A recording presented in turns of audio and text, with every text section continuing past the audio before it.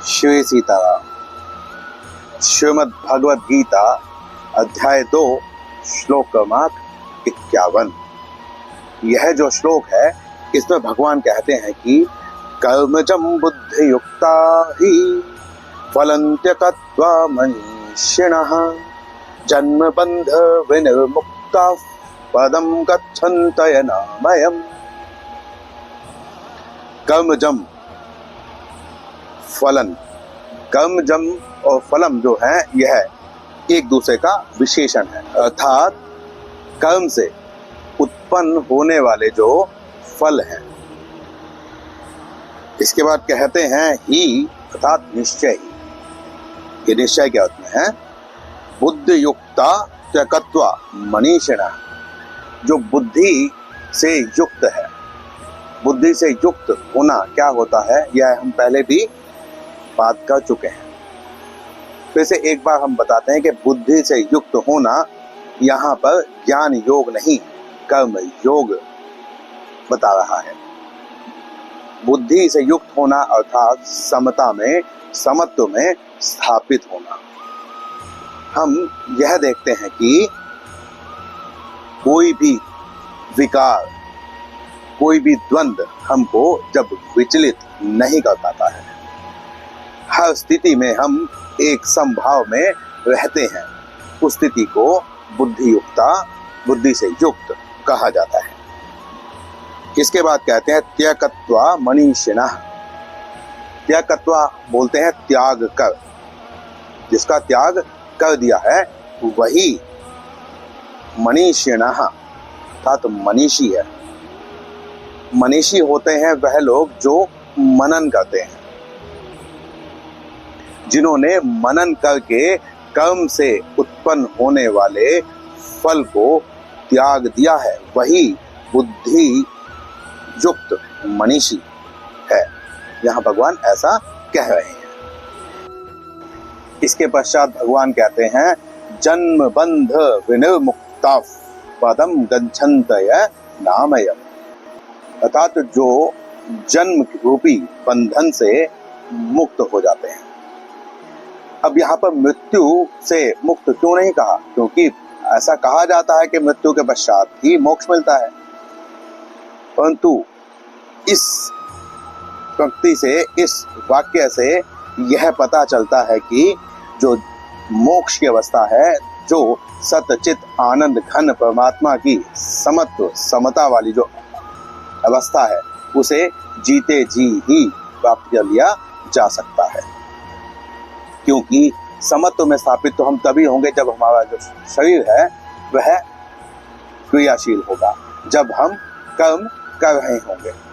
कर्म करते समय ही समत्व में रहना होता है। तो इसीलिए यहाँ पर भगवान कहते हैं कि ऐसा हो ही नहीं सकता कि तुम कोई कर्म करो और उसका फल ना बने, और ऐसा भी नहीं हो सकता कि तुम कर्म करो ही ना।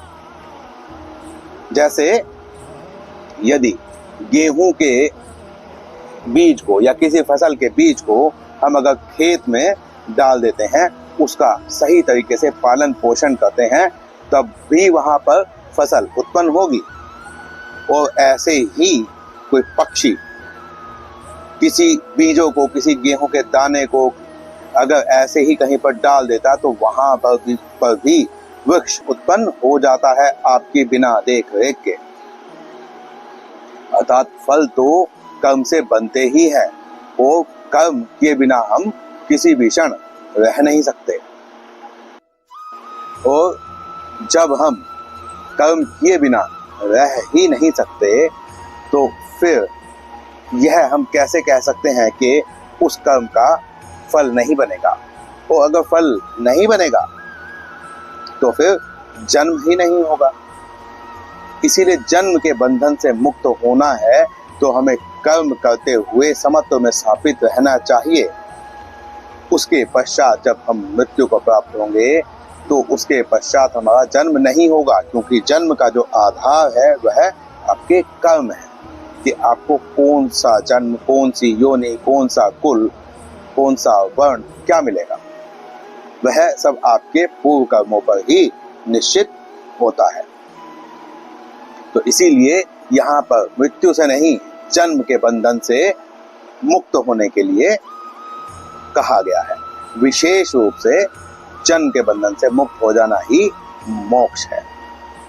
इसके पश्चात कहते हैं पदम गच्छन्तय नामयम्, ऐसा पद जो के अव्ययी है, जो के अविकारी है, जिसमें कोई विकार नहीं है, ऐसे पद को प्राप्त होता है।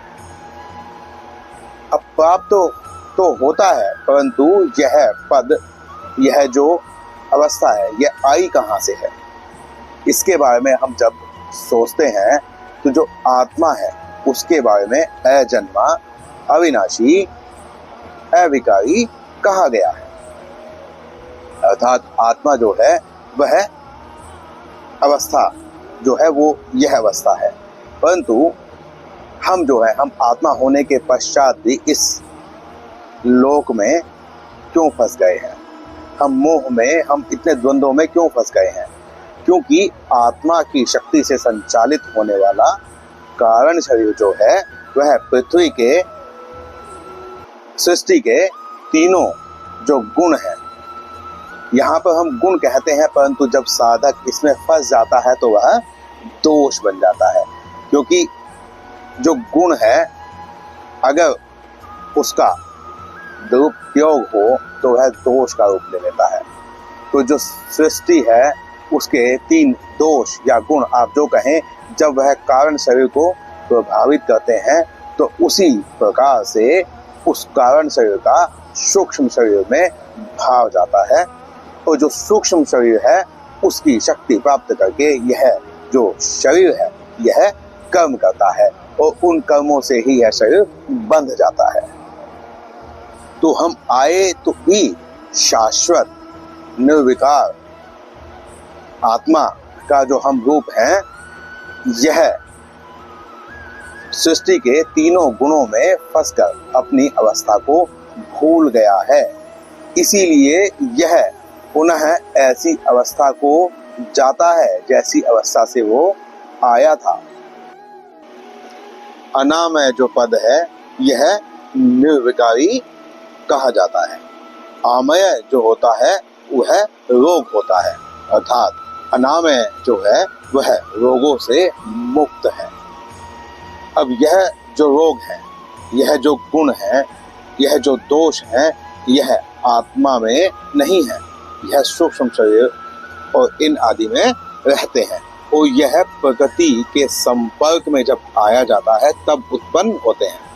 और इस प्रकृति से जब हम अपना संबंध तोड़ देते हैं, अर्थात संबंध में समत्व स्थापित हो जाते हैं, तब वापस से उसी अवस्था को प्राप्त कर लेते हैं जिस अवस्था से हमारा पतन हुआ था, अर्थात अनामय पद को प्राप्त कर लेते हैं।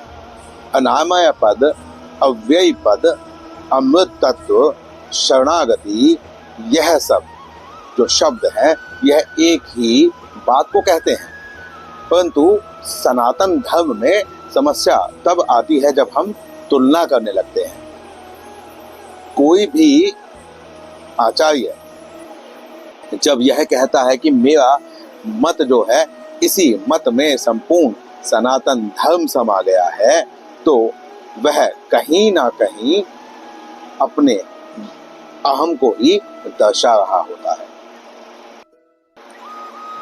वह अपने स्वार्थ की सिद्धि कर रहे होते हैं, क्योंकि उनका अपने मत को ऊंचा दिखाना ही ध्येय रहता है। सनातन धर्म को एक दर्शन, एक ग्रंथ या एक मत में समेटा ही नहीं जा सकता। यह जितने भी मत हैं यह सब सनातन से ही आए हैं। जिसका आदि नहीं है, जिसका अंत नहीं है, वह कैसे किसी एक मत में समा सकता है। तो एक और बात यहाँ पर आती है कि जो आचार्य, बड़े बड़े आचार्यों ने ग्रंथों में यह कहा है कि ब्रह्म जो है उसे वाणी से नहीं बताया जा सकता, वो अनिर्वचनीय है। ऐसे ही आत्मा जो है उसे भी नहीं बताया जाता, वो अनिर्वचनीय है, अर्थात अनुभव का विषय है। उसके पश्चात भी तुम कहते हो कि हमने इस संप्रदाय में ब्रह्म को बांध दिया है। हम जो व्याख्या करते हैं ब्रह्म बस वही है, उसके अतिरिक्त और कुछ हो ही नहीं सकता। समस्या यहां उत्पन्न होती है। सनातन एक समुद्र है जिसमें से सबने अपने अपने अनुभव के अनुसार, अपनी अपनी आवश्यकता के अनुसार जल ले लिया है। तो हमें उस रुके हुए जल में स्नान नहीं करना है, हमें समुद्र की अथाह गहराइयों तक अपने चिंतन को लेकर जाना है। हमें अपने जीवन को उच्च बनाने के लिए समत्व में स्थापित होना है। जिसका आदि नहीं है, जिसका अंत नहीं है, वही सनातन है। और सनातन को पूर्ण रूप से परिभाषित कभी कोई कर ही नहीं सकता, क्योंकि जिसने कह दिया कि बस यही सनातन है, समझ लीजिए कि उसके ज्ञान का तो अंत हो गया है, पर सनातन अभी चल ही रहा है। फिर मिलते हैं किसी और श्लोक में, किसी और नए वीडियो में व्याख्या के साथ। शिव सीताराम।